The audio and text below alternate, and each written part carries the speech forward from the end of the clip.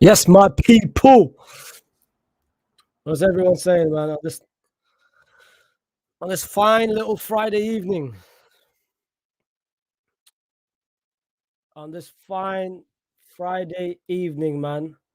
I'm gonna wait a little bit, get everyone here, get everyone involved before we start, baby. Before we start. But don't forget, if you're new to the channel, don't forget to subscribe to the channel if you're new. And of course, don't forget to like, share. Tell everyone that Faisal is live, baby. And of course, like the stream. Everyone here, like the stream. You get me? Everyone here, like the stream. Of course, you guys know, innit, my content over the past month, ever since I've been consistent on YouTube, it's been La Liga content. It's been Real Madrid, it's been Barcelona. A lot of you guys, of course, showing love. I do appreciate everyone who's been showing love to the content. We're getting very close to 25,000. I mean, I hit 20,000 literally 2 weeks ago, 3 weeks ago. So the fact that I'm already near 25, that's massive. But I appreciate all of you, of course, for watching and subscribing and, of course, showing support. But I'll say, you know what? Because it's international break, let's maybe change it up a little bit, spice it up a little bit. And for the next week, I'll be doing Premier League content. And when I say Premier League content, I'm going to be streaming in the next week, and it's going to be for different teams. And I said, you know what? That's going to be for Chelsea, for United, for Liverpool, for Arsenal, and for City. It's going to be a similar theme where we're going to be reacting to Hot Take, and I'm going to be inviting a fan, like a person who supports the club, each stream. And I was like, there's no better way to start it off with up the Chels, baby, up the Chels. I'm a Chelsea fan this season. For different reasons. For different reasons. I think all of you guys know. For different reasons. But I can't lie, man. I feel like I can't lie. I feel like with every game passing and me watching United, I'm very optimistic that Chelsea will finish above United. I'm getting very, very optimistic that Chelsea will finish above United. But listen, man, listen. I've got a special guest today. The last time you guys saw me with this person was Mastermind. And I killed him on Mastermind. Destroyed him on Mastermind. Hey, man. Hey, man. Hey, man. Well, listen, that's an episode coming out today, yeah? That's an episode coming out today. Of course, Shaun and Rory is going to be, not Shaun and Rory, Rory and Stars is going to be today. Let me know, yeah? Who is your prediction to win Mastermind? Whilst we're waiting for Shaun to come, who is your prediction to win Mastermind? Put it down in the comments. Let's see. But don't forget, everyone here, that's over 100 people in here. I'm going to give it 5 more minutes before we start. Everyone like the stream. That's over 100 people in here. Like the stream. Everyone, like the stream. Right, everyone's saying Lias. Lias. Right. What? No, what? No love for Faisal, fam. Rah. What? No one's showing love. What? No one?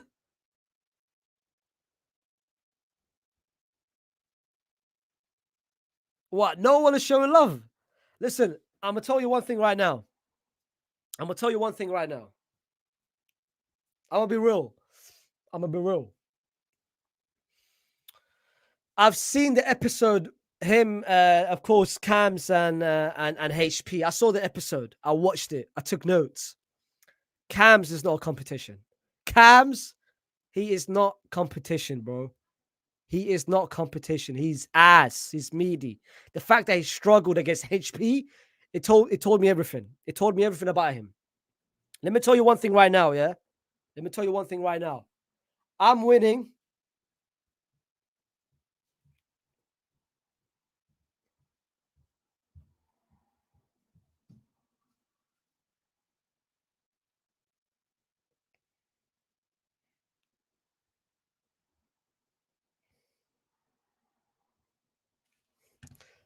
I'm winning the whole thing.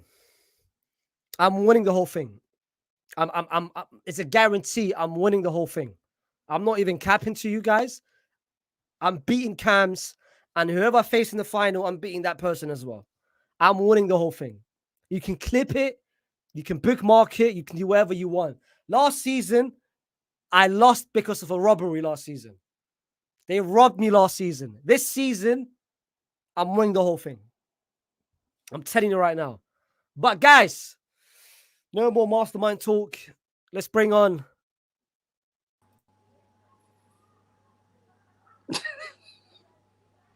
How the wait? What?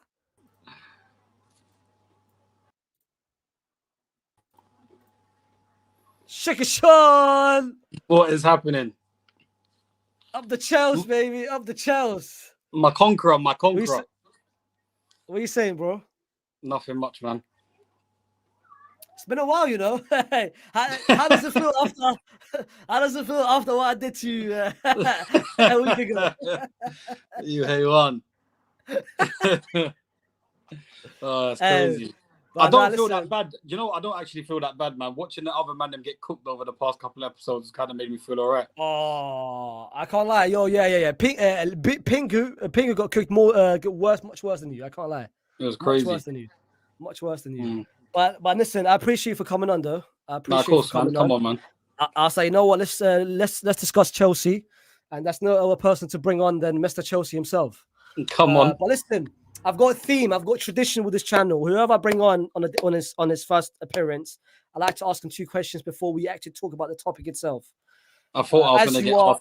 It's not no shoulder shaking questions like specs. Nah. Very, very easy question. Very easy questions. As you are a lifelong Chelsea fan, what's your best ever Chelsea moment? Ooh. Do you know what? I'd probably say like one of my best moments as a child growing up was probably the FA Cup win against Middlesbrough. What year was that? 1987? Was that? It was a long time ago. It was probably around 1997. I think it was. It was about 97, right. 98. I think. It might have been. I don't. It was a Coca-Cola Championship we won one time. I think we played them twice. I think we won one FA Cup against them and one Coca-Cola Cup. But I'm pretty sure it was the FA Cup one. Roberto Di Matteo scoring after 45 seconds. Here's me expecting Champions League 2012. It's easy to say that stuff, but when you're a kid, it's different. Yeah. All right, cool. What's your worst moment ever? The most painful defeat? Whatever, signing, defeat, it can be anything. The defeat would probably, I don't know. The one of the worst defeats was probably the Barcelona one when we was up 3-1 at home. Iniesta. Was it Iniesta? Nah, I'm talking about old school when we were up. I think we were up 3-1 at home or 2-1 at home, and then we ended up getting smashed 5-1 at the Nou Camp when we went away from home. It was Champions League. It was 90. It was two. Well, what would it have been? It would have been.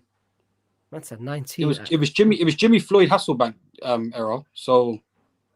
So between that early 2000 then early 2000s, because I'm sure it was like the Champions League. We got into the Champions League and we were 3-1 up. I think they scored a last minute goal to make it either 3-1 or 2-1 at our ground in the first leg, and then we ended up going there and getting smashed 5-1. How the defeat to us, Rodrigo, last minute goal, where does that rank in terms of painful defeats for you? I don't know, man, because like there's not even just knockout stages. It's like, I don't know, like, well, Juventus was a big hurt when I was about that was probably about 12 years ago, 13 years ago. It's times when we never qualify for the Champions League. Like the first time we never qualified for the Champions League, that's probably more painful than getting knocked out in like a quarters or a semis. Some of them, like Barcelona when we got robbed.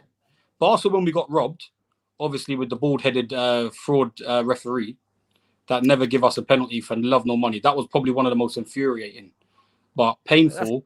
Just not qualifying for champs. That's the biggest scandal. Getting knocked out of a group stage is the worst. I think it was the year when we was in the group with Juve. But now listen, I can't lie. I thought you were gonna say, me personally, I thought you were gonna say Iniesta 2008. That was a heartbreaker. That was a heartbreak. I can't lie. Mm. Even me watching it as well. But that painful. was the game with all that was the game with the bald-headed ref. Yeah. What about Eden leaving you? Nah. Which one? Eden leaving Chelsea. Us. Yeah. I don't know, man. I felt like we had a good run out of Eden. So it's like, don't get me wrong, he was still he for me, his level never decreased, but you could kind of tell with the injury that came, you never knew what kind of Eden you were going to get coming back. You robbed us, wallahi. You robbed us badly. 100 million. 120 million for that bum, fam. For that bum. That was crazy. For that bum. But yeah, listen, guys. Wallahi, bro, robbery. I've got, of course, a tweet out 2 days ago. Shout out to everyone who's been who tweeted to get Shaun's responses. I'm gonna start reading out that's over 200 tweets. Of course, I'm not gonna be reading out 200 tweets. I've highlighted and selected the best ones, in my opinion. If you guys in the comments want to be involved, just send the super chats. Of course, Shaun will answer them as well. But I think the best way to start is with your one, bro. Like you said something crazy. I can't lie. You said something crazy. You said Cole Palmer. You got a lot of likes, though. Yeah, it did still. It did still. You said Cole Palmer's better than Foden and Saka. I can't listen. Yeah? Are you? Oh, no. Are you talking about last season as a whole? What Cole Palmer did individually? Or are you talking about overall? The thing is, well, he's only had the one season. So in terms of overall, it's like a lot of people that I've sat down with, even Arsenal fans, even well, I would say Man City fans, but I don't really know many Man City fans. But most people that I've spoke to, but even Arsenal, like people that would obviously want to favour towards Saka, a lot of them, when they talk about even in terms of attributes, when they compare Foden, Saka's attributes with Cole Palmer, it's like he can tick more boxes than Saka and Foden. True. Like Saka might be very good in one dimension, but then he lacks in quite a few areas. It's like with Palmer, it's like he can dribble, close control dribbling. He can get past people. He doesn't need necessarily speed. He's got good ball striking. He's got good awareness, good through balls. Like I've never really Foden's had one or two good through balls here and there, but just the way that Palmer displays his awareness, it's a different type of passing range. Get it? So I feel like he ticks off a better passing than both, arguably better crossing than both, better ball carrying than both, arguably. Foden probably is the specialist in that area, but other than that, he ticks a lot of boxes. But you got to judge it from where they first started off their first seasons. Like, I don't judge Saka in his first season at left wing back. But of course. In Saka's first season at right wing, Palmer's, even if I'm giving, Saka's already had previous Premier League experience, obviously not in the right wing position, but he's already been playing in there. But all of a sudden, as soon as he went out first season right wing, done well. But Cole Palmer's first season at right wing has been magnificent. And even now, they're putting him into the 10, 3 assists in one game. So who's a better 10, Foden or Cole? See, I would have always said Foden because I've always preferred Foden when he's played in the 10. But now, like it's like with the Mason Mount thing. Do you know when we was playing Mason Mount right wing, basically? Yeah. I know you don't like. I just somehow find a way to talk about Mason Mount. But we're talking about Cole Palmer, Foden, and Saka, and you're bringing Mason Mount out. Come on, man. Come on. You're not beating the allegations. I'm not beating the allegations. But no, but I'm saying just in terms of the position. So when we used to put Mason on the right hand side, it's like with City, they play him on the right, but it was kind of like because they were just accommodating for KDB. So they were just putting Cole Palmer in whatever available position they could have. So they put him on the right. So everyone's always been eager to want to see Cole Palmer play in the 10. So now that they're starting to see him play in the 10, now that we got wingers coming into the club, he's even looking even better in terms of creating wise in and around that 10 area. So for now, obviously I've got with Foden. In that case, who's got the highest ceiling between the three of them? Well, it can only be. This is what I'm saying. This is why I made the statement, because Cole Palmer's ceiling right now looks crazy. Foden's already achieved. The thing is, Faisal, you're saying about ceiling. Man's already got 5 Premier League titles. What is his ceiling? Yeah, you're right. That's the thing. I get it. Where do you go? Yeah, we keep forgetting that he's only 24 years old, man. Like he hasn't even He's Crazy. already reeled off 5 Premier League titles. Yeah, If you're going to it's talk crazy. about accolades, Cole Palmer will probably never see 5 Premier League titles. But I'm talking, forget accolades, because I think Foden's Individuals, Ballon d'Or. Individually, who's Ballon got a better d'Or chance settings. of winning? Yeah, who's got a better chance of winning the Ballon d'Or out of the three of them? Well, Cole in your Palmer opinion? should be up for Cole Palmer should be up for a Ballon d'Or before certain tall men that play at Real Madrid.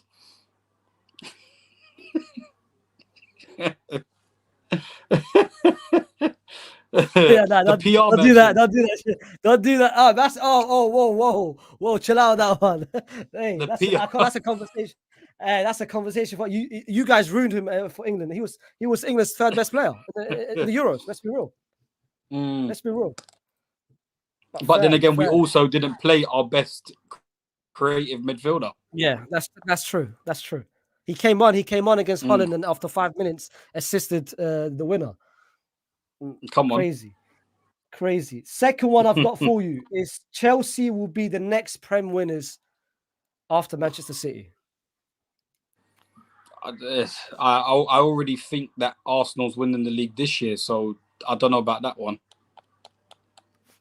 Yeah, you said it. You said it last time when he came to the studio. You did. I just feel like the difference, for people that ain't listened. We said that. Yeah. We had that chat before the season started. Now 4 games in, do you still think that? Sorry, 1 second. Just checking. Do I believe in it now? Do you still think that after what City's done so far, and Haaland, yeah, I can hear you. After what Haaland did, back-to-back hat-trick, you still think Arsenal win the league?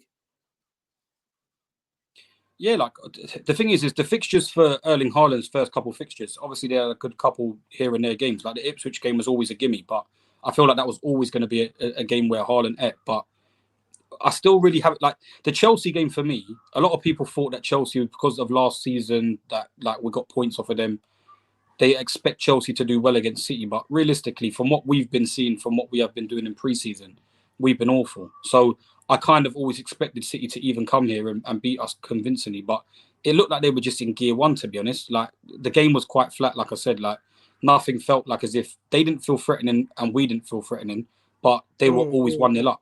So it's a tricky one with City at the moment. I feel like they've had 3 reasonably easy games, and Arsenal have had arguably some of the hardest. They've had to play against Aston Villa away.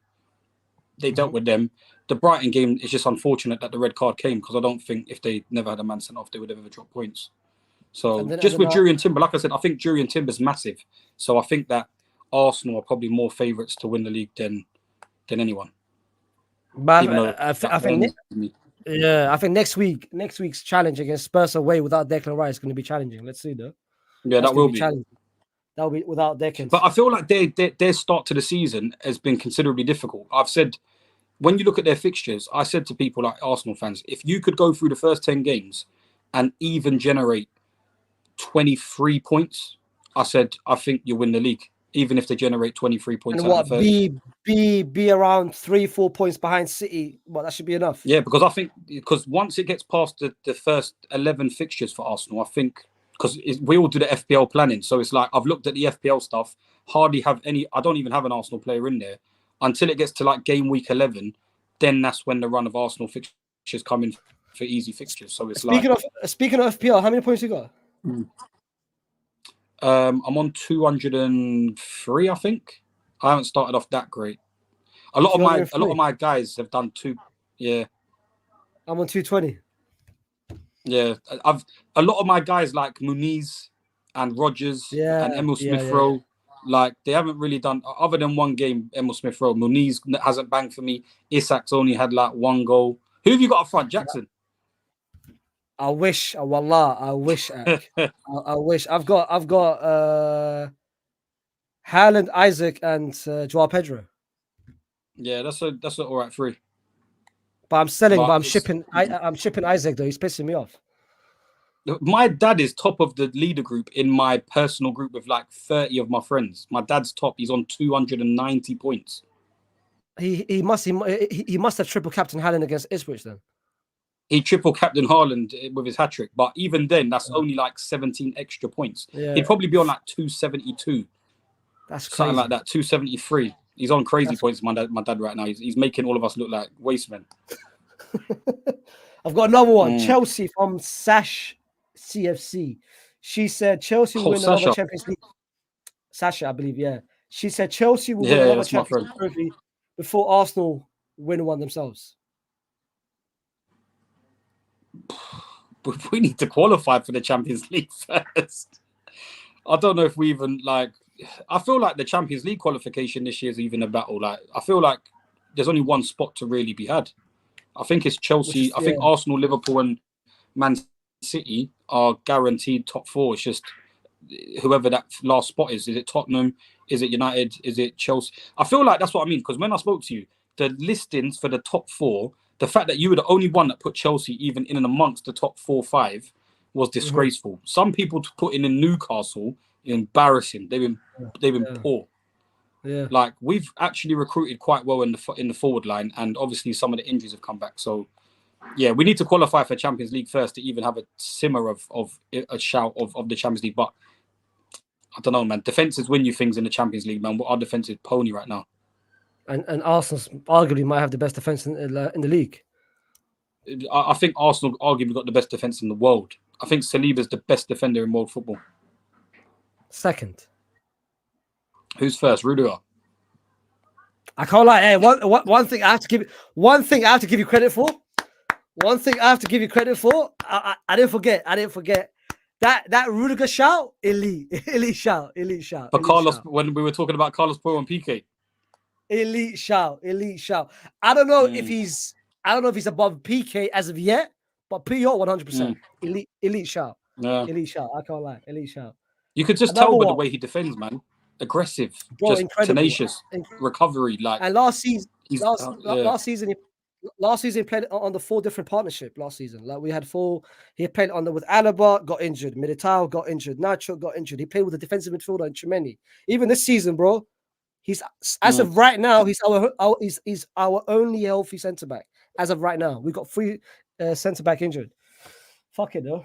Another one, Carney, whatever, however you want to pronounce his first name, is Chelsea's most technical and best midfielder.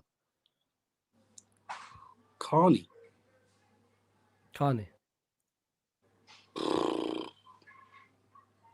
Most technical midfielder. I don't know about that. We got Lavia in there. I don't even think Carney will even get a game. I thought Carney was going to get sold. He hasn't sold. Well, he's still there, no? No, he's still here, but I genuinely thought he was going to get sold. I don't think he's better than Lavia. So you pretty much disagree with Mr. Chibuike. Yeah, because when you look at it, you're like, if you're talking about technical wise in terms of passing, Enzo's probably the better of the 4 or 5 that's there. But in terms of like dictating and just general kind of bopping around with the ball, probably Lavia and Enzo are probably at the 2 at the top, and then I'd probably come. Carney's all right with his passing, but it's not great. So I don't know about that one. I can't lie, it was bad. But this one, hey, let's have a chat about this one. Nicholas Jackson. Before I get I've got 3 Nicholas Jackson ones, by the way, but let me start with one. The first one is Nicholas Jackson is more well-rounded than Erling Haaland. And that was from Aaron Gingit. Ban him on Twitter. Ban him on Twitter. Better all round. Bad. Do you know what it is? Yeah, I can't be hypocritical because of what I said about ticking boxes, yeah? But to say that he ticks more boxes than Haaland, like, you have to live to a certain standard of ticking boxes. You can't just tick the box because you can do it to a certain level. It's got to be to an elite level. So okay, cool. Okay, wait. Let's say that's 15 boxes of what a striker should be. Yeah. Technical, finishing, quick, anything. 15 boxes.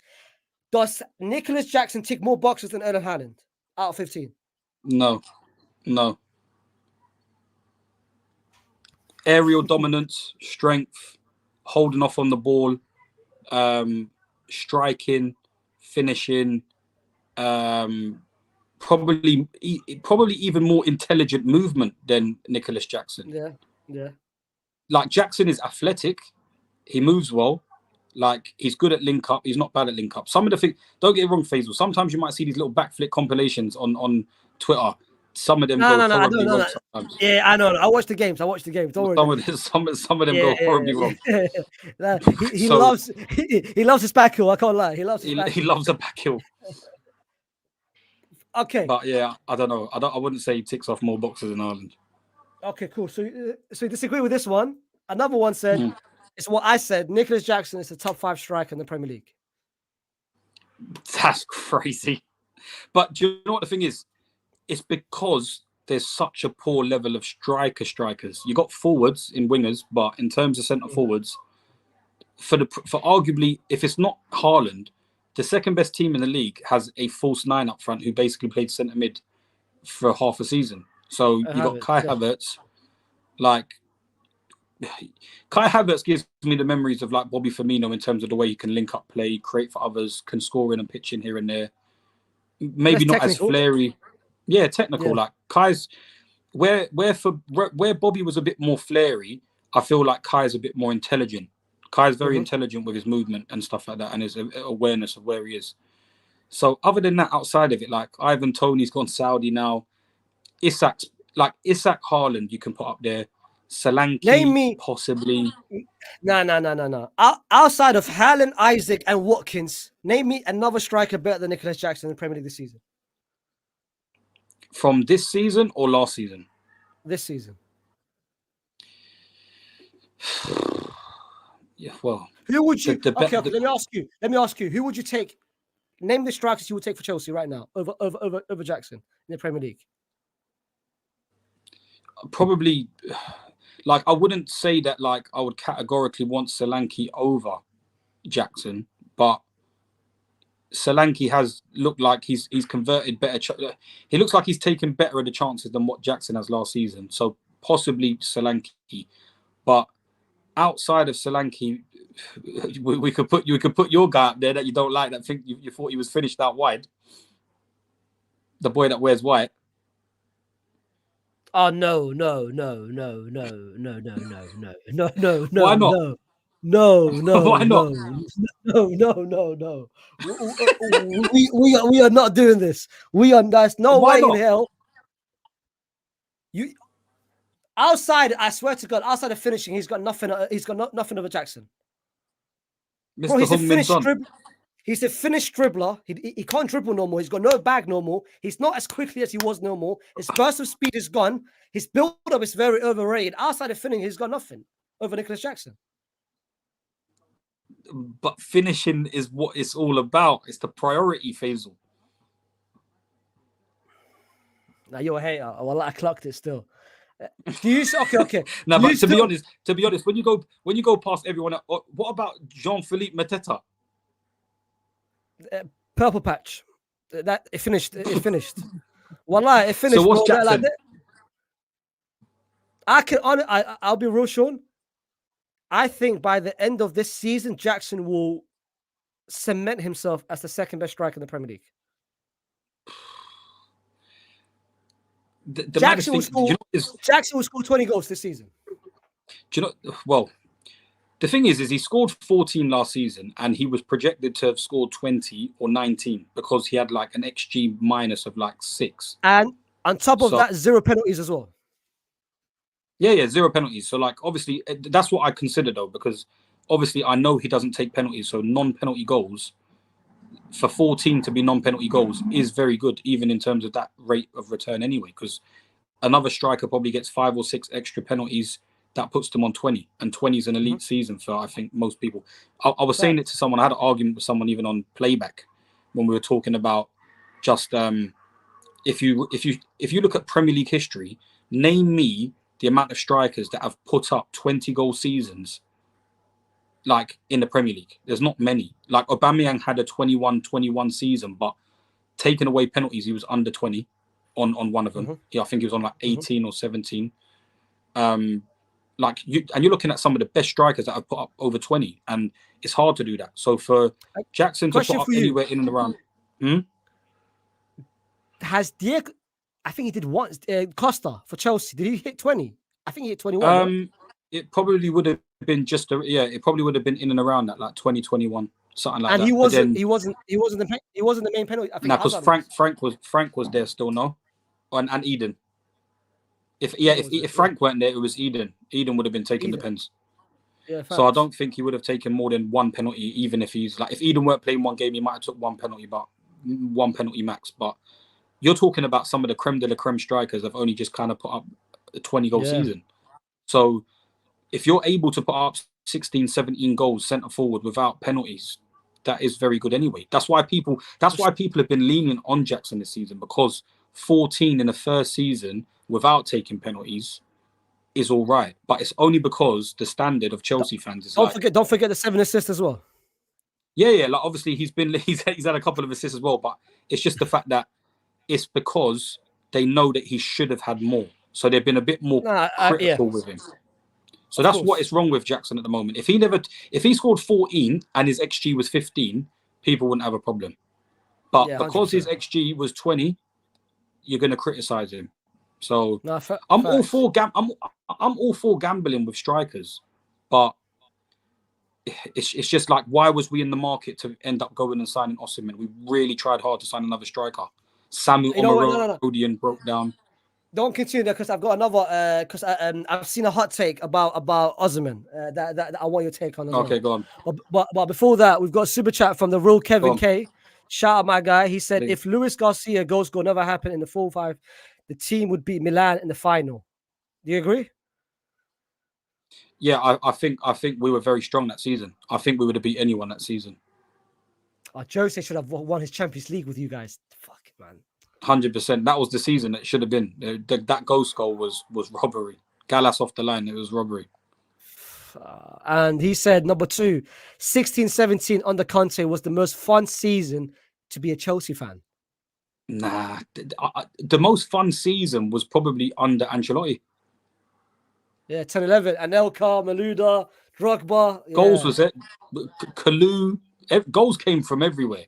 Goals galore. We scored like 100 goals, I think, that season. We scored bare goals that season. That was entertaining. Your midfield was what? Lampard and the 11th season. It probably Essien wouldn't have been there by then. It would have been Matic. Would it have been Matic? And Matic joined after Ak. He joined was like he 14. there after?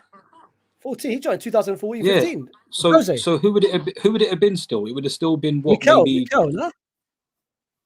Mikel wasn't always a starter. It must have been Essien around those times, surely. Can you Google it?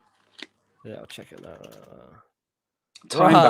Hey, man, Mastermind, yeah? Mastermind. Hey, shaky. Do you know timings and like seasons to say when people played? It's the worst. I never remember years. I'm the worst. Let's check it. So that's what happens when you get old, Faisal. When you get old, all their memories they're not good. They're not gonna be the same. So that season. So what's the comment saying? Actually, no. So that season, I'm gonna tell you right now.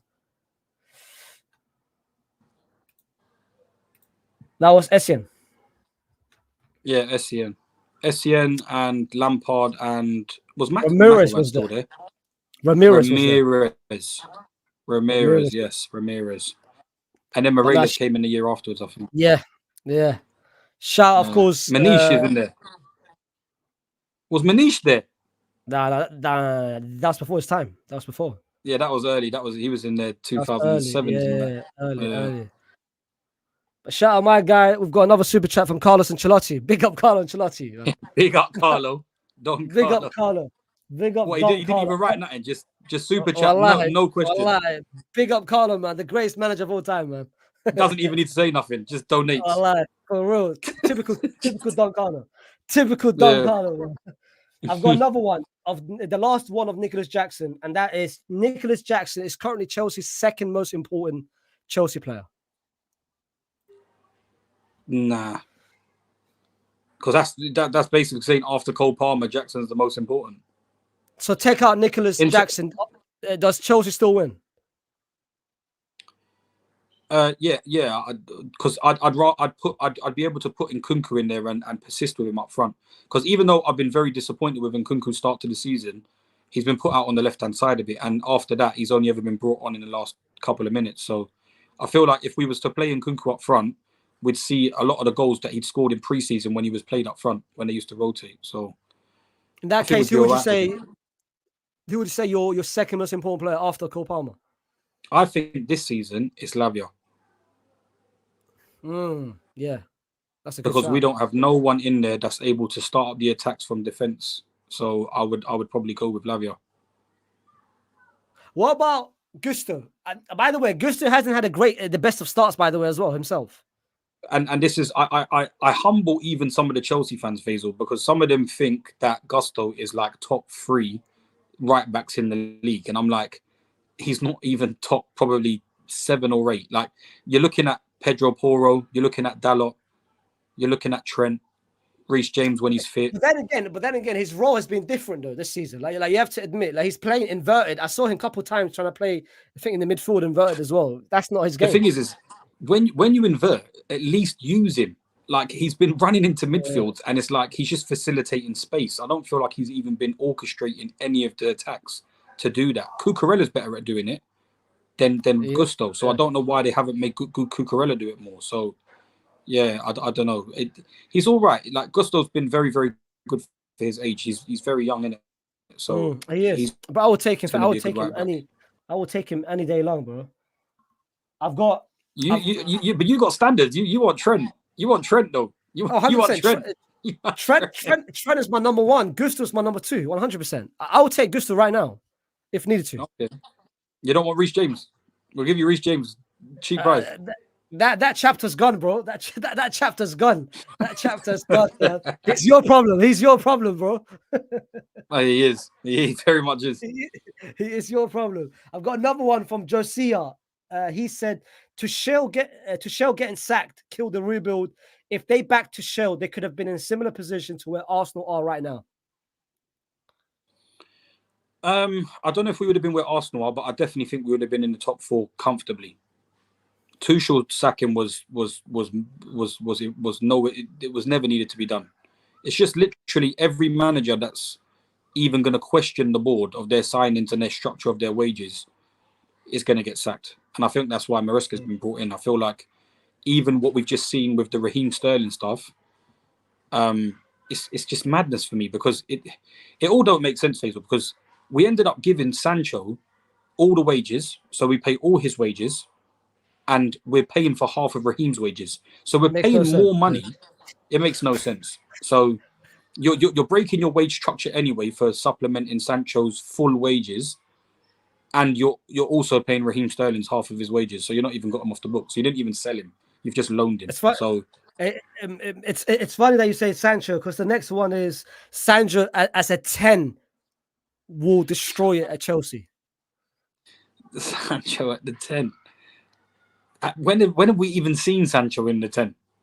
Only for about 5 games with United. I remember after pre-season, I think he moved us essentially. That's what I'm saying. Like, I feel like we've only ever seen like Sancho's best times of recent out wide for Dortmund. So to say he'd come in and play in the 10, that means that you're going to stifle the development of some of the players like Madueke. So with Madueke playing and starting well this season, he's very young. Like, I'm very frustrated. I get very frustrated with Madueke. Sometimes I'm a bit too harsh as well. But in terms of finishing and stuff like that, that comes with a bit more experience. So because he's quite young, as long as his other parts of his games are still good, like he can tick a lot of the boxes where he can beat people. The only thing that's been letting me down for him is delivering. So if he can work on his delivering over time, his experience and ability to be able to cut inside and shoot a bit better, it can develop easily at his age. So his weak foot is getting much better as well. Yeah, so to put Sancho in the mix now, I feel like it's best just put Sancho out on the left and let Cole Palmer stay in the 10. Nowadays, it's like flexibility wins you everything. It's like with Liverpool, Jota can go up front, Jota can go out wide, Trossard can go in a false 9, Trossard could go on the left. Like Real Madrid, you could put Bellingham up front, you could put him in the 10, you could put him wherever you want. Rodrigo could go in a ghost 9. Flexibility is everything nowadays, apparently. So, do you get me? So, yeah, we'll see in it what Sancho can bring. I've got one from Joshi. He said Mudryk is the most talented player at Chelsea in terms of just pure talent? Get him out of here, man. Get him out of here, man. Who the hell is that guy? I can't lie. I can't lie. If we're talking pure talent, I think he's top 5. Just pure talent? talent. Huh? What's his talent? But I think, honestly, if he just fixes up what's inside of here, I think he could become a very good player. There's a lot going on in his head. Randy a lot. Orton That's vibes. a lot. That's a lot of real. vibes. Now, for real, hella voices in his head. Hella voices. But I do think if he fixes here, I think he could become. I think in terms of talent, he's top 5, no?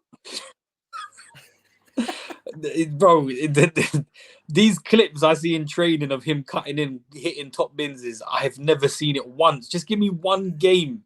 Give me one. He put a scrappy goal in against Trippier when Trippier was awfully defending in the cup game, and he put it back stick. And even that was a bit of a scruffy goal. Like, put one top bin, cut inside top bin. Give me one goal. You've had so many games, bruv. Like, this speed is not getting you nowhere. You got no awareness with your speed. He runs into people. There's no talent there. Cool. I've got one. He said Neto, in terms of Chelsea's best 11, Neto has to start on the right hand side. See, this is another thing. Like, I've even forgot about Pedro Neto.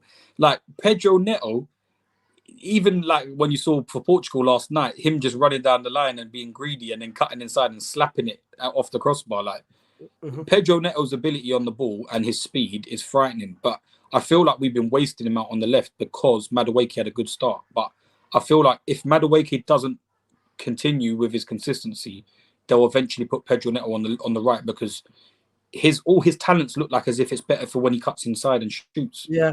Out on the left, it's like we're only utilizing him to beat people down the line and cross. So it's like you're only getting half of his game. He's too limited on the left. I can't lie. He's too limited. Yeah, definitely. I've got one from Elijah. He said Chelsea are winning at least 2 trophies this season. Just give me one, man. Which is the most realistic one for you? What's the most realistic one? Give me an FA Cup. Conference League? Well, considering the way we've been pulling out all of our top players from the Conference League, I don't know. Like, our second team is supposed to even be able to get to at least a semi-final of the Conference League. If it was Europa League, you might say we might get knocked out of the semis if we played the weakened side, like Viega and Badiashile and Disasi. We might get knocked out at quarters or a semis in the Europa League. Because I feel like the Europa League this past 2 years have actually stepped up in terms of quality in the Europa League. But in terms of Conference League, you're playing teams from the middle of Luxembourg and stuff like that. You should be getting to at least a semi-final. And on top of that, that's no more teams going down from Europa League into the Conference League. That's it. Like, if you get knocked out from the Champions League or Europa League, that's it. You're out. You're out. No more fucking going down. Yeah. You never know, man. I've got one from Mo Adnan. He said Colwill and Fofana will end up becoming the 3rd best partnership pairing in the Premier League at the end of the season. It's got potential. I don't mind that as a hot take. Because you look out there, you've got Romero and Van de Ven that are probably arguing for that place. You've got probably, well, 3rd place, you're going to have an Akanji and John Stones or Ruben Diaz kind of combination between the 3 of them or whatever, because they rotate. But yeah, I don't know. It's got potential. Like, I wouldn't be surprised. Like, Konate and Van Dijk are still obviously going to be ranked up there. So you've got the three top teams, Arsenal, Liverpool, and City, that have got a solid partnership. But it's not. It wouldn't be out of the realms for them to perform better than a De Ligt and Lisandro Martinez. It wouldn't be out of the realms. Yeah. Man said De Ligt. That's a De Ligt, man. I've got one from York. That's a De Ligt. Bro, this is not 2019 no more, man. I've got York, who said in 4 years' time, the narrative in the media will switch from we have too many players to we let them get all the good players. Huh? He's basically saying that. He's basically. I think he's basically saying that we've the narrative is that we've got too many players, and then in the future they'll be saying, how did we allow them to have such a strong squad? Yeah. Yeah, like I don't know, like I feel like we've tried to go down the route of trying to build a good 22-man squad. I don't think you need 22 man. I just feel like you need 11 top class players starting and a good 4 or 5 players on the bench that could come on. Anybody else should be academy graduates that have got a sniff of getting a bench, because you take that away from the academies as well. Like, it's very important to try and bring through some of the academy players to get bench feature times, for them to be hungry, for them to feel that kind of, right, I can step up from academy level football to a first team football. So having a 22-man full squad of having people on the bench like Disasi and Viega and Badiashil and Nkunku and Caicedo or Alavia and Chukwemeka, it's like you're not giving anything for even a bench space for a youth player. So the club's ethos needs to be looked at a little bit more, and maybe just limiting the amount of numbers, because it's all good getting a 22-man squad, but when everyone's the same, that's not how are you going to even find your best 11? Like, you know already, like FaZe, you probably know your best 11 with maybe an inclusion of one player that can rotate for someone. But that's what you want in a squad. And then you want 5 guys happy enough to be on the bench that are good, underrated, but they can come off the bench and do stuff. You don't need 22 men on the same level. You know what? It's funny that you say that, because if you ask, let's say, 100 Madrid fans, I would say 98% would have the same 11. Everyone would say the same 11. If you asked 100 Chelsea fans, how many starting 11 do you think you would get? You wouldn't be matching a lot of people. Some people have got, the Chelsea fan base is just weird at the moment. Like, some people have their favourites. Some people like Enzo. Some people like Lavia. Some people like Jackson. Some people don't like Jackson. Some people like Madueke. Some people don't like Madueke. There's so many. That's hella agendas for you guys, man. Like, how can you have agendas towards your own players? I don't get that shit. It's crazy. But that's what I tell you. Like, the level of mediocrity across the whole squad, there's not many differentials out of the squad players to differentiate themselves from quality. Like, only Cole Palmer and maybe 1 or 2 other players can stand out. Other than that, everyone's kind of, if you can impress me for 3 games, you're going to get a start. Yeah, for real. I can't lie. We've got another super chat from Hashir. He said Chelsea's future is brighter than Liverpool's. Trent, Van Dijk, and Salah will all leave soon, and Chelsea simply has superior financial power to FSG. What do you think? Yeah, I do agree with that. I feel like Liverpool's on the decline in terms of they've got the best out of what they had for quite a long time. Like, even when just looking at the example of even not even just them 3, it's Robbo. Like, Robbo's ability is probably starting to deteriorate, and Trent might move on to bigger things. He might go to a Real Madrid. Van Dijk's at the end of his career, and Salah's at the end of his career. So Alisson as well. Who's going to be that star? Yeah, even Alisson. So who's going to be that star? Like, it's not even just one player. Sometimes you need a core. Sometimes, like, we've had one star player, doesn't mean you're going to get top 5, top 4. So who's going to come in and replace those guys? And now, for real, like, you guys still haven't replaced your core of Czech, Terry, Lampard, and Didier. Lampard, Drogba. Yeah, we haven't done it, but at least, but like he said, obviously with the financial power that we've got, we probably got a bit more of a spending power than what Liverpool have. So, and plus we've been investing. Like, the thing is, we've been investing for the future. So we've invested into so many young players. So we should be looking at a better team. One of them, I've got a hot take about. Someone said a crazy hot take about one of them, and to be fair, it's not even that crazy if you deep it. But big up Hashir as well for the super chat, my brother. Thank you very much. I've got one guy, SA_14. He said, in terms of ability only, Lavia is better than Kobe Mainoo. Yeah, it's not a bad shout. Like, it's if Romeo Lavia was English, he'd be treated a lot differently.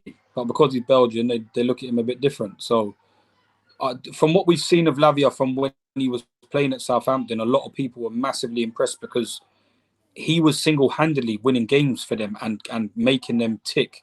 So for him to be doing that in the Premier League already, he has a better CV than Kobbie Mainoo has at the moment anyway, probably, even though the fact that he was injured of the whole of last season. Because Kobbie Mainoo's probably played just as the same amount of games as what Lavia has done in the Premier League. I can't lie. After just seeing him for 2 games, 1 game actually, just the first game against The City game, City, he's different. He looks quality. He's different, man.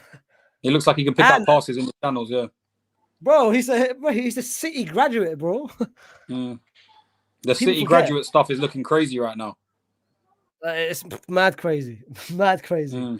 I've got one from Elijah, and he said Nani is getting 20 goals and assists this season in the Prem. Well, he's on 3. He's on 3. Yeah. Has he got an assist yet? Has he got an assist, or is he on 0? Let's see. He might have 1 assist. Let's see. He have 1 assist. He got none against City. He had 3 goals against Finn. Did he get 0 the assist for Palmer? 0. Yeah, he never got the assist for Palmer. Yeah. Nah. 20, I don't know, man. I don't know. He might not even be in the squad come December. Neto, maybe? Yeah, you pretty much said it, to be fair. You said it. You never know with us. Like, we could be on the Pep roulette thing just as much as City was. Speaking of Pep, the next one is Abdi Salman. He said Pep will win the Premier League with Chelsea if he was the coach right now for Chelsea today. No chance. No chance. No chance. No chance. Nah, we don't have the quality. Like, people might rate them, but they're not as good as certain men. Like Caicedo, Enzo. You're not Rodri, and you're not Bernardo Silva. Like, they're not that well. They're not world class. They're all right. They're not world class. Okay, Pep with Chelsea right now. Where would you guys finish? Maybe 4th. I think the squad quality isn't there, Faisal. I don't think. I'm hoping for, like, it's hopefulness. Like, I'm hoping Fofana is what he was before he was injured. I'm hoping Levi Colwill develops. I'm hoping that Cucurella develops, and what I see at the Euros. I'm hoping that Reece James can stay fit. Do you know what I mean? It's like there's a lot of hopes and ifs and buts with my team, but in terms of when I look at the Liverpool team at the moment and the City and the Arsenal team, I think 4th is the best we could probably do. Fair, man. Interesting. I've got one from Muhammad Ali, and he's the one that mentioned, of course, one of your future prospect, Estaviao. He said Estaviao. Wait, how do you say it? William Estaviao. William Estaviao. He said, I say Estaviao. I say Estaviao. He said Estaviao will be generational and will be what Lamine Yamal is right now. I'm so happy that, like, we've been doing so many watch-alongs late night for Palmeiras on playback. It's like we get every time we seem to tune in, like, he's playing 2 times a week and he's getting a goal and assist, 2 goals and an assist in every game, and I'm like, what is he doing at Palmeiras? Like, it's crazy. I saw the goal that he scored a couple of days ago where he cut, the cut inside and smash it. Yeah. He's looking dangerous, but obviously it's the Brazilian league, so it might not be transferable. But just the fact that they've put up the numbers, like, he's the first person since Neymar to put up like something like 10 GA or 15 GA or something like that in the league or something like that as a 17-year-old or something like that. They've compared stats to him already with Neymar, so the fact that he's been called up into the national squad is massive. So hopefully he can get. Yeah, he looks great, man. Him and Payet. Like, that's what I'm excited about. Is having Madueke and Mudrik's here now, but for next season when Kendry Payet and Estaval come here, different gravy. Okay. Question, yeah. If he comes next summer, is he starting for Chelsea for you? I'm starting Estaval. Mudrik, see you later. Madueke, sayonara. Pedro Neto, you better go on the left. I can't lie. Even with no Premier League experience, he's still starting. I don't care. From what I've been watching from him, I'm sold. I've sold. I've bought the shirt already. Yeah, he's different. He's different. I can't lie. He's different, He's man. different. Yogesh said, I've got a couple more. Yogesh said, not signing Victor Osimhen was a blessing in disguise for Chelsea for the season. Maybe it kind of like it allows Jackson to just keep going in his full flow, and it doesn't need no adaptation from Osimhen, where he might need to get used to playing with certain people. Pre-seasons are always important for players to gel, but it's just whether or not you think Osimhen's quality is transferable straight away, and he doesn't need to adapt. So it's a tricky one, but I always feel like you have to adapt. So maybe it is a blessing in disguise where Jackson can continue to play like how he is. If he can put up the 17, 18 goals for me, I'll be more than happy. Because that's what I would be happy with Osimhen. Like I say it to people, anything around 17, 18 and you don't take pens, that's elite in itself. You reckon Joao Felix will start for you guys? Oh no. We've got 5,000 attackers. We've got 5,000 attackers. And the thing is, you've got talented as well, like talented attackers, bro. I can't lie. My best 11 for Chelsea, Joao Felix is on the left. Yeah, like probably I would have Joao Felix on the left. It's like Joao Felix on the left, Pedro on the right, Palmer in the 10, and then Jackson or an Nkunku rotating up front. I think that's more than perfectly fine. Yeah, facts. And then Madueke and Mudryk are on the bench as like backups. Someone said Reece James. But that's what's crazy, man. Wait, crazy about what?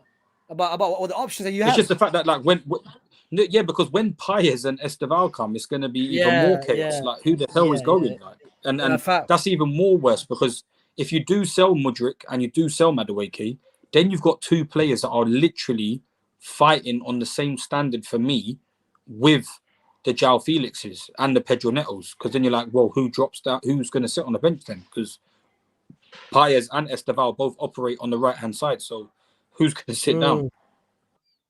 So, but yeah. Esteval, I can't lie. I can't wait for him. I can't wait to see him next season. You want to try sign him? I know you're going to fling up a tweet sometime next year. Real Madrid, Don Carlo, go. Well, have you seen what he said? Have you seen what he said? Nah, go on. What's he said now? Now he said last season before you guys signed him, my favorite club when I was growing up was Real Madrid because of big match. I'd be dead serious. I know. I wouldn't be surprised. I wouldn't be surprised. Give it 2029, 2030. Hey, Hala Madrid, baby. Hala Madrid. I got one here. Dr. Akbar, he said Reece James won't be at Chelsea within 2 years.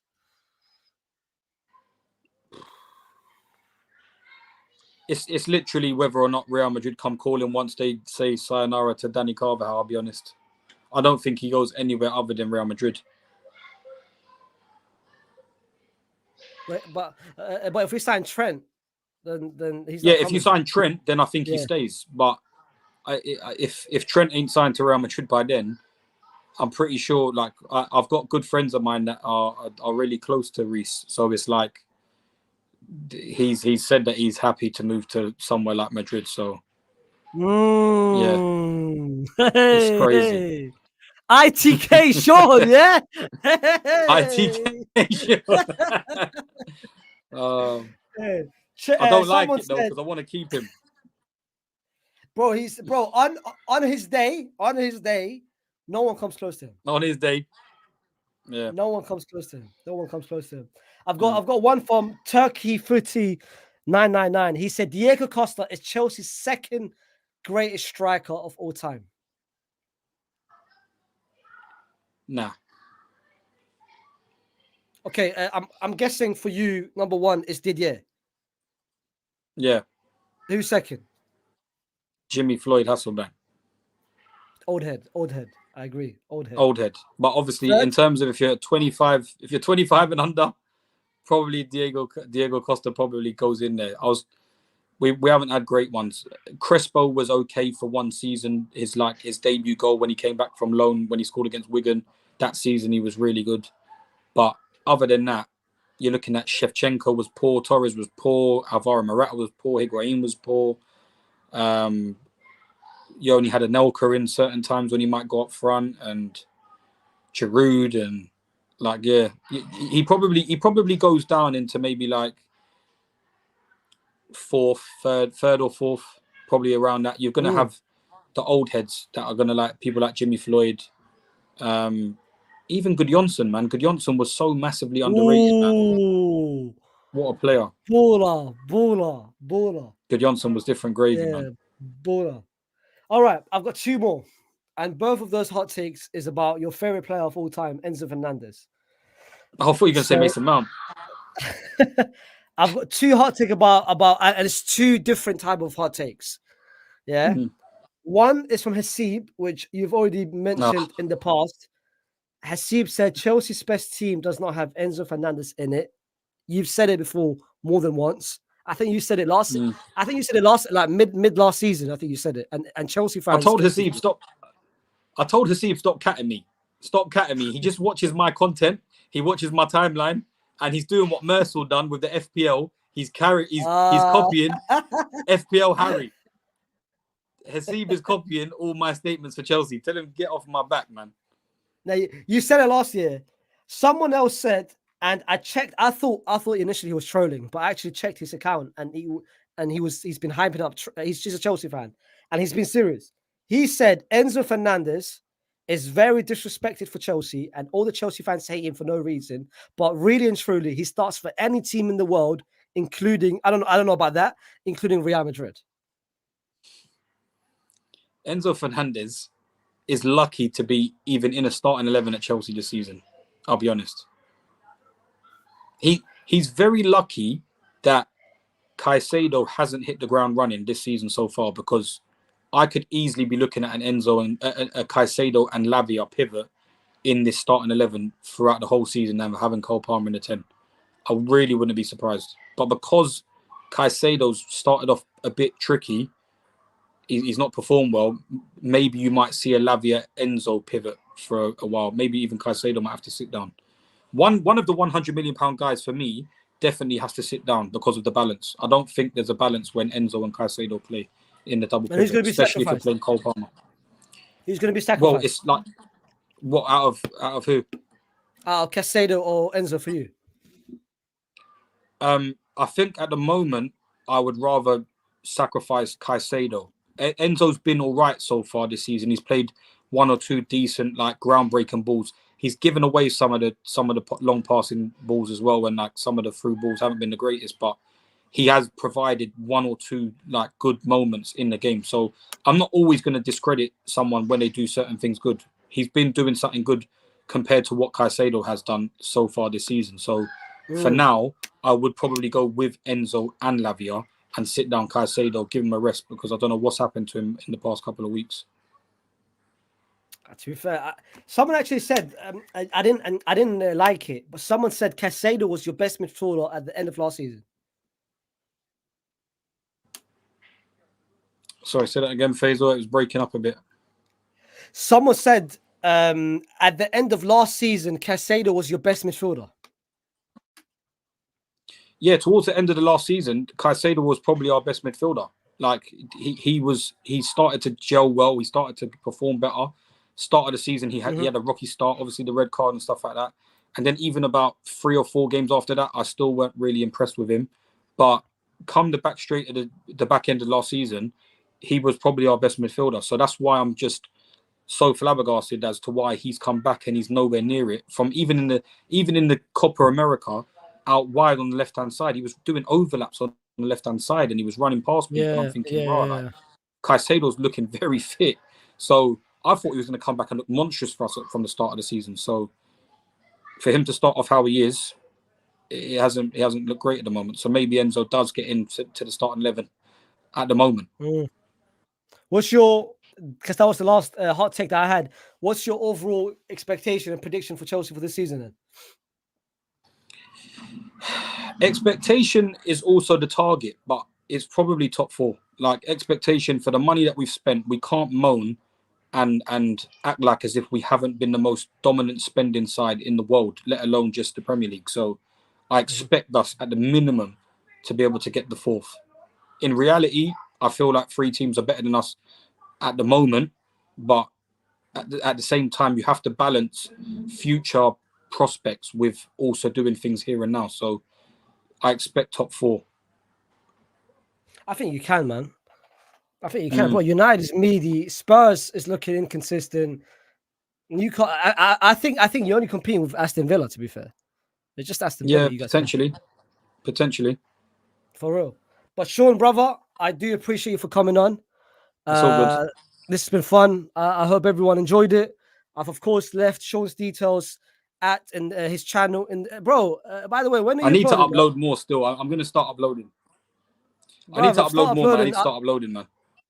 But you have to, of course. I've his channel is in the description. Big up as well for appearing on the overlap. I saw the video. Big up that, man. That's huge. Okay, I know, man. Thanks, man. That's massive.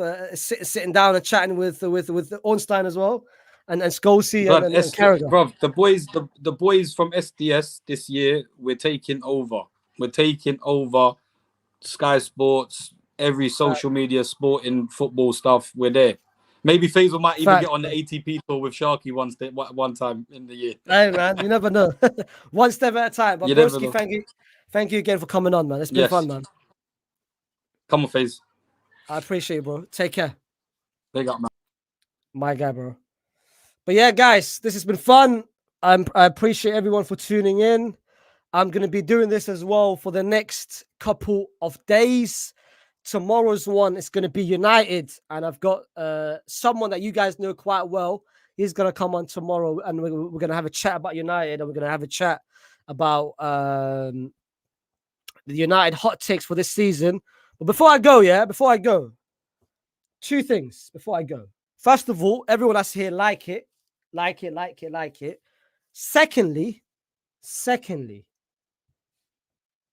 for everyone that's here and for anyone that watches that jumps on the stream and watches the content consistently, yo, where's my mods? I want to get 2 or 3 mods because I had a quick glance early on and the comment section was going crazy. So who can I select to be a mod? If you guys want to be a mod, just let me see. Let me see who wants to be a mod. But if you want to be a mod, yeah, I want you to be here like consistently. I want you to be here. So who wants to be a mod?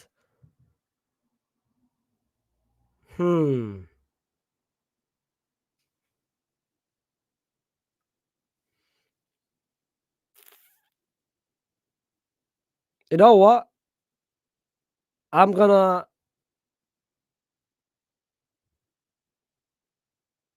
give Modric the go at the mod. Because come on, man, his username is elite. Modric the go. Yo, mod baby. Can manage blocked words and change chat modes in live. And also, okay. So we've got 1 mod.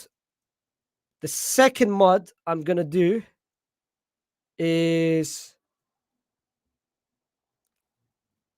who can I trust?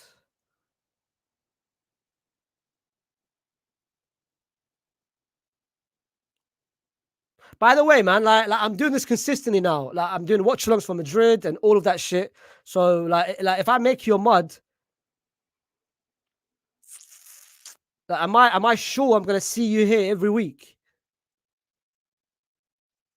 Oh, I've got one. I've got one. Halimi, I know you quite well, broski. That's the second mod. All right, the last one. Who am I gonna give it to? The last one. I recognize this guy because I've seen you. I've seen you before. I recognize your username before.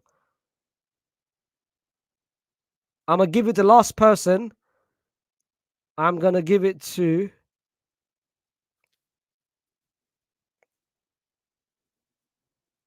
I'm gonna give it to my man. Amin, because I've seen you before. All right, that's it. 3 mods I've selected. But yeah, guys, listen, I appreciate everyone for tuning in. Don't forget, of course, to like before you leave. And also one thing, that's for the over 200 people in here, I just want one favor, just one little favor, and that's it. One tiny favor. I don't want you to do anything. I don't want you to send a super chat, anything. I appreciate for you being here, subscribing, of course. When I end the stream right now, I just want you to comment on the stream. Once that stream is done, comment, go down to the comments and write W stream, whatever you want to write. Comment. Everyone that's here, comment, please. But yeah, man, listen, I'll see you again tomorrow, similar time, 7 p.m. with the United Hot Takes with a special guest that you know very, very, very well. Some might say he's a nemesis. I'll see you tomorrow. Peace.